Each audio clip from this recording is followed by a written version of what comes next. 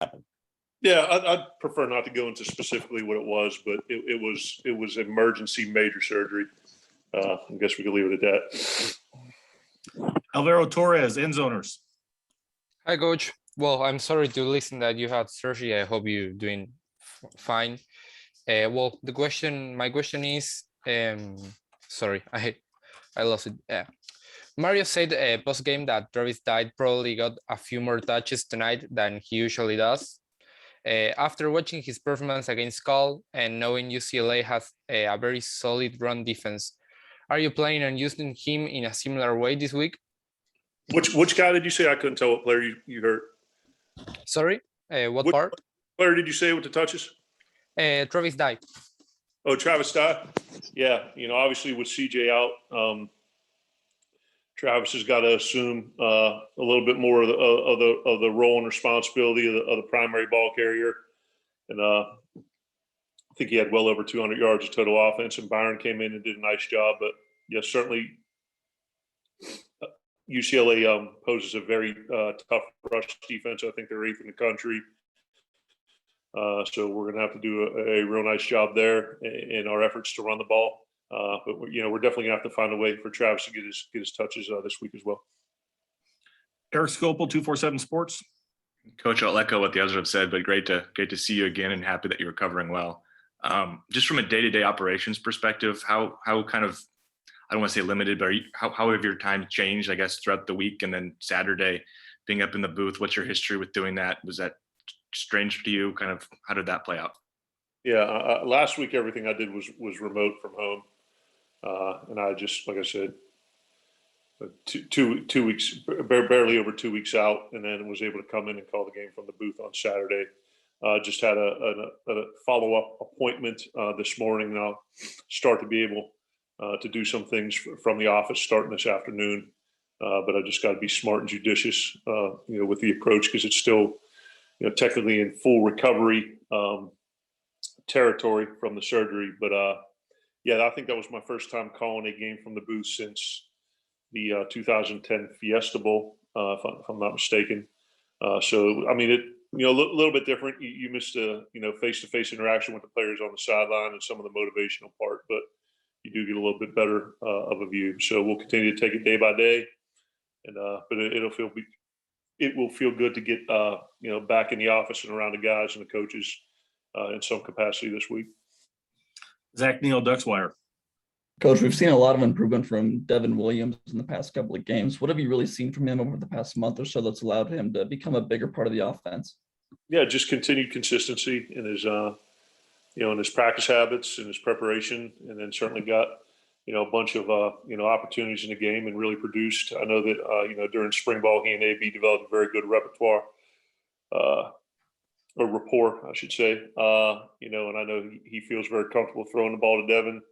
And Devin has some of those abilities where he can, go up and make a play on those close and contested passes, and hopefully he continues his, his consistency in his approach, and continue to be a significant role in the offense. Max Torres, Ducks Digest. Coach, we've really seen Terrence Ferguson become, a staple in this offense, just as far as, all the rep distribution. What have you seen from him to be able to cement himself as a regular, especially, as a freshman? Yeah, I think he's got a ton of natural physical talent, height, weight, speed, soft hands, very good blocking ability, and particularly for what we ask our tight ends to do as blockers in the run game, and then ask them to be like receivers in the pass game. So I think he's matured very quickly. I think he's made some big plays in critical situations, and as he continues to progress and gain experience, so we'll continue to see improvement. Matt Preem, 247 Sports. Yeah, Joe, Jalen's not the biggest guy, and yet we see him really effective in the run game, blocking, even that catch for the touchdown. Just what makes him just so an effective player, really, regardless of the situation, you feel like? I think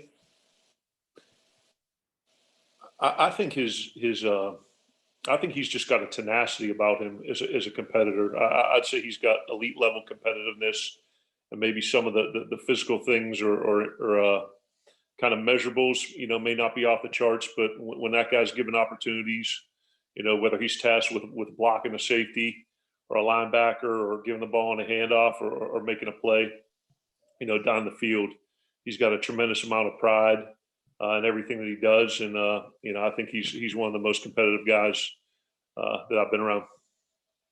James. Joe, at this level, I don't believe you've had a quarterback like Anthony in the fourth quarter in terms of the situational splits that he's having, passing or running. You speak to just the poise that he shows in those moments and how you try to go about getting that more consistently, because clearly there's kind of extremes with him over the course of games where he shows that, particularly in the fourth and even at times in the first quarter. And there's obviously some more challenging and difficult moments as well.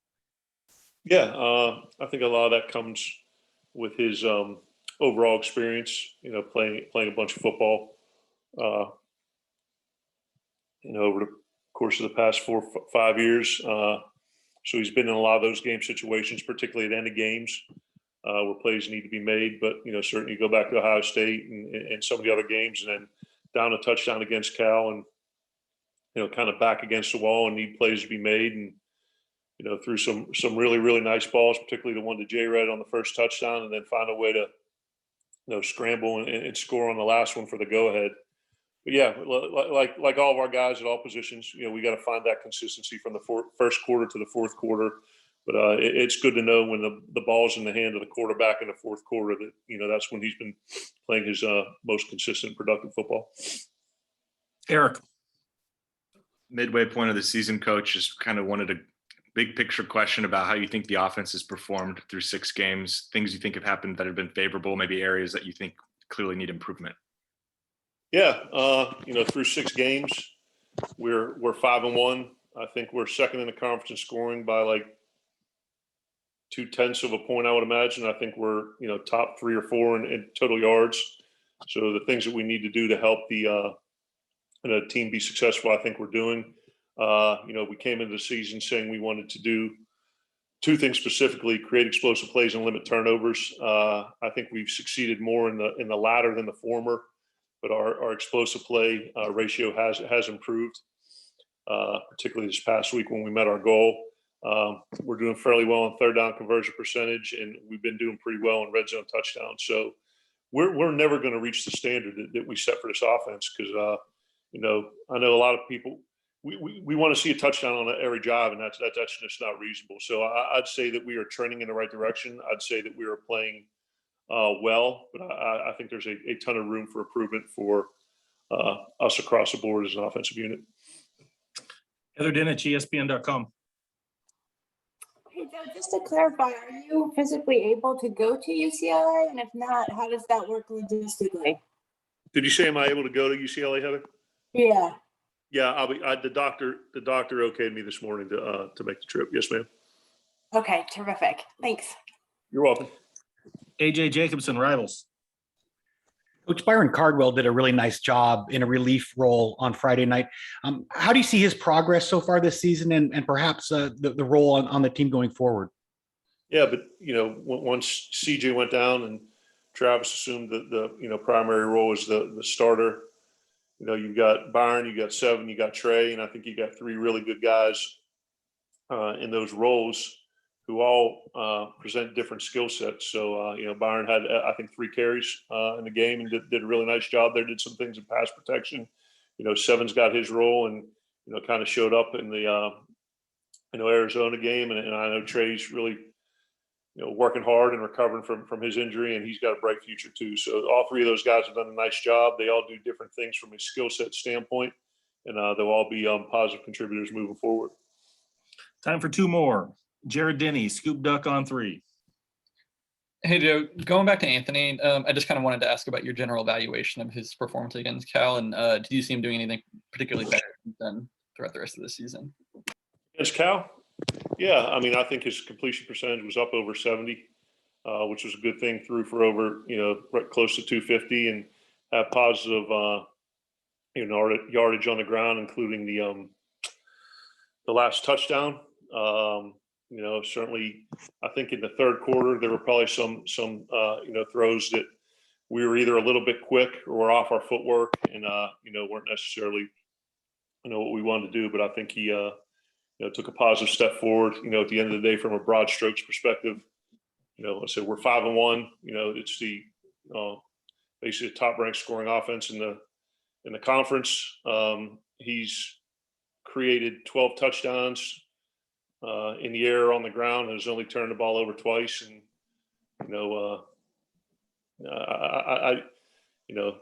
when you play the position, you assume the mantle of responsibility and the criticism that goes with it. But I think AB is doing a solid job in his role. He's not Marcus Mariota. He's not Dennis Dixon. He's not any of those guys. But he's got to understand who he is and what he does well, and how that's going to contribute to not Justin Herbert, how it's going to contribute to our offensive and team success. I mean, you go back to the 19 season, we're averaging as many points, as many yards per game as that team with the NFL Rookie of the Year, an Outland Trophy winner, 5 NFL linemen, Jake Breland in the NFL. I think we scored 21 against Cal and 17 against Stanford and 34 against Arizona that year. So it's all relative. So you can nitpick and talk about stats and completion percentage and all that stuff, but I'll go into a game with AB as my quarterback and believe in his abilities and what he's going to do. And I'm proud to be coaching him because he's a great competitor and he's doing a good job with the offense. Last question goes to James. Specifically to UCLA, Joe, just they've got quite a bit of experience in the defense, particularly in the secondary, the linebacking core. Just what have you seen particularly from a linebacker like Calvert and DBs, whether it's Knight, Blaylock, Lake? They've just got a lot of guys who've been making a lot of really big plays for them so far this season. I'd say multiple and aggressive are the two words I'd use to describe. UCLA, probably the highest blitz percentage on first and second down of any team. Definitely this year. And as far as my recent memory, Coach Eisenhower does a great job there. And 24 Knight, the guys that you mentioned, got some good, cover guys on the back end. So they present a lot of challenges, particularly as it pertains to running the ball, because that's what they're going to do. They're going to shell all out to stop the run, and we got to put a good plan together to find a way to get those yards. Great, Coach. Appreciate your time. Glad if you're feeling better. Look forward to seeing you in the office. So am I. Appreciate it, guys. Have a great day, man. Thanks.